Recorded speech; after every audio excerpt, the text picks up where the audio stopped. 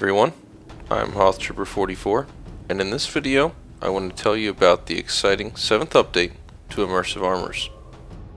This update will change the way you think about Immersive Armors as a mod.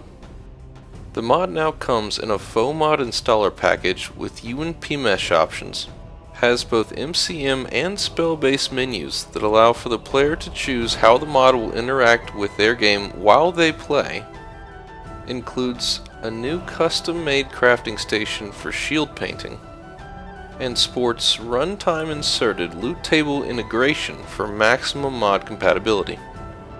This all comes with a deeper quest and location-based item integration, vendor item list integration, optional breakdown recipes at the smelter, standardization of crafting recipes and naming conventions, and doubles the amount of armors previously seen in the pack. It also comes with 396 new shields. The vanilla game had 36 shields. You probably saw a few of the mod's new armor sets as we rode into Helgen, but now that the intro's out of the way, let's dig into the MCM menu. In your MCM menu, you'll find Immersive Armors as a tab, and within there'll be 3 subsections: Armor Options, Shield Options, and Extra Options. Under Armor Options, you'll find the full list of armor sets and items included in the mod. Here you'll find 2 columns, Crafting and Distribution. If you want an armor set to appear in the forge or tanning rack, given that you have the requirements to craft it, tick the box beside the set in the crafting column. If you want an armor set to appear on various enemies and NPCs you encounter around the world, tick the box beside it in the distribution column. Under shield options, you'll be faced with the same decisions for the many shields in the pack. Note that not all armor sets and shields are defaulted to on. One example of this is the Alduin scale armor. Should a player achieve a very high level before slaying Alduin, it would seem a little lore-breaking if armor made of his scales started appearing on enemies throughout the world. So to best protect the game's lore, we kept the set defaulted to off, but if a user would rather see more variety in favor of protecting the lore, they can simply cut it on and the set will start appearing on enemies. Toggling armor sets on and off in this manner can simply be done for preference as well. If you see something appear in the game that you don't like, go into this menu and cut it off. As simple as that.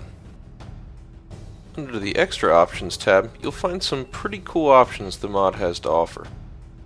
If you toggle on the Breakdown Armors option, you'll be able to bring the armors from the mod to a smelter and break them down for parts.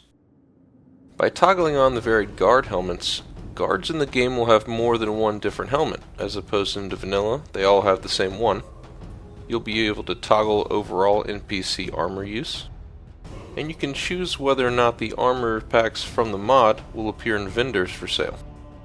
Various armor sets and shields can be toggled between light or heavy armor based on user preference under the armor type section. And similarly, under the robe type section, you can toggle the various robe style armors between unarmored, light armor, or heavy armor depending on your playstyle as a mage. On the right side of the menu, you'll see that you can toggle between a few different looks for some of the armors. Some of them have multiple helmets, some of them have multiple texture options, and some have multiple mesh options. As I had mentioned before, this mod has 396 new shields of all shapes and sizes. We've integrated a number of new buckler style shields created by Vincent Icarus, nearly 60 Targe shields created by Insanity Sorrow, Skyforge shields by Dragonbone, and a few hundred created by myself, Hothtrooper44. There are several other shields that are set specific, but we'll get to them later. Many of the new shields that I've created sport a new upgrading system. You'll see here there's a plain painted tier shield, a reinforced tier shield, and a spiked reinforced tier shield. Adding as many items as we did with this mod brings to light some issues with the crafting system of Skyrim. Try to imagine seeing over 400 shields in a single crafting menu. It just doesn't work. The solution was a custom crafting station created by X, known as the Shield Painting Station. X also authored the scripts that allow for dynamic in-game alteration of loot lists, the MCM menu, the spell-based menu, the foe mod, and more. Version 7 of Immersive Armors wouldn't be half of what it is without him. You can still craft all of the shields, but only with one paint option. All of the different painting options are distributed to enemies, but they simply won't all fit in the forge. So you craft one base one and bring it over to the shield painting station. Make sure you have the shield equipped, use the station, scroll through to the option you want, and select it. This station is utilized by all of the various upgradable round, body, and tier shields, targe shields, the shields of your Vasker, in addition to others, and you can even color your headbands there. A core tenet of Immersive Armors is that all items must have unique, usable ground models. These are the models you see in your inventory, in the forge, or when an item has been dropped on the ground. Honestly, making these is a huge pain, and many authors simply choose to avoid them. We go the extra mile to make sure that all sets we integrate include them, and if we integrate a set that doesn't have them, well, I go make them. There isn't time in a single video to show off all of the features in this mod.